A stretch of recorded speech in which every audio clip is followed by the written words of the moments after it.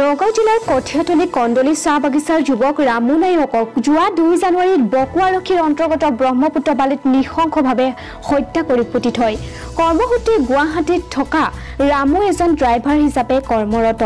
ৰামু নায়কৰ নিঃশংস হত্যাকাণ্ডৰ প্ৰতিবাদত আজি ৩৬ নং ৰাষ্ট্ৰীয় ঘাইপথ বহু সময় ধৰি বন্ধ কৰি হত্যাকাৰীক ফাঁচি দিয়ক, আমাক ন্যায় লাগিব, হত্যাকাৰী হুঁচিয়াৰ আদি শ্লোগানেৰে আকাশ বতাহ উত্তাল কৰি তোলে।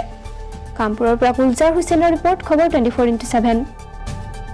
তেখেতে গুৱাহাটীত গাড়ী ড্ৰাইভাৰ হিচাপে কাম কৰি আছিলে।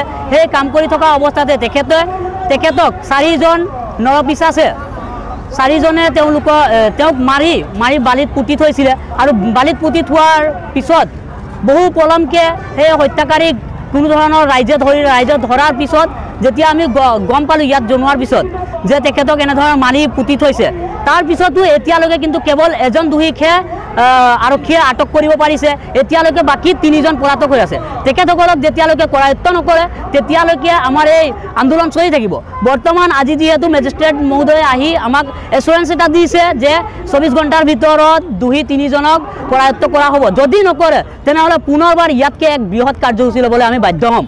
এয়া হত্যা কৰিছিলে 2-3 তাৰিখৰ ভিতৰত, 2 তাৰিখ ৰাতি, 2 তাৰিখৰ ৰাতি হত্যা কৰিছিলে। কিন্তু আমি 3 তাৰিখত গম পাইছোঁ, 4 তাৰিখে গৈ আমি বডি আনিব পৰা হৈছে। নাম আছিল স্বৰ্গীয় ৰামু নায়ক। তো কাহিনীটো বহুত দুখ লগা হয়। আজি মোৰ ভাইটি গুৱাহাটী পল্টন বজাৰত টুৰিষ্ট গাড়ী চলায়, আৰু টুৰিষ্ট গাড়ী চলাওঁতে তেওঁলোকৰ তাতে দালালৰ যোগেদি তেওঁলোকে পেচেঞ্জাৰ পায়। তো এই ক্ষেত্ৰত মই ভাবোঁ দালালতৰো কিছুমান হাত থাকিব পাৰে। আৰু মোৰ ভাইটি সোমবাৰ দিনাখন ঘৰ অহা কথা, আৰু ঘৰ অহাৰ কাৰণে তেওঁ গোটেইখিনি বস্তু তেওঁৰ গাড়ীতে ৰাখিছিল, আৰু তাৰ লগত বহুত টকা পইচাও আছিলে লগত। আৰু গতিকে প্ৰশাসনক মই অনুৰোধ জনাওঁ যে আজি 5 দিন মানে হৈ গ'ল যে এজনকহে ধৰি পাইছে, আৰু বাকীখিনিক তেওঁলোকে এতিয়ালৈকে আওকাণ কৰি আছে, ধৰিবলৈ চেষ্টা কৰা নাই। তো গতিকে মই প্ৰশাসনক ধিক্কাৰ কৰিছোঁ যে তেনেকৈ মানে পেট্ৰলিয়াম নথকা ঠাইত তেওঁলোকে দুটা পুলিচ পইণ্ট থকাৰ পিছতো এনেকৈ নিৰ্সংগ হত্যাকাৰ হৈ আছে তাতে। গতিকে খুব দুখ লগা বিষয় অসম চৰকাৰ তথা অসম পুলিচক।